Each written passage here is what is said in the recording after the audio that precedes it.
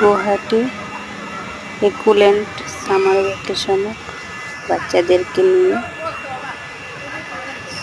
ঘুরতে গিয়েছি। বাচ্চাদের আমরা সবাই মিলে এনজয় করেছি। আবার দেখতে থাকি সবাই যে আননি আসতে পারবেন, মজা নেওয়া যায়, বাচ্চাদের আনন্দ পায়, জলে স্নান করে গরমের মধ্যে কোনো কষ্ট হয় না, অনেক মজা।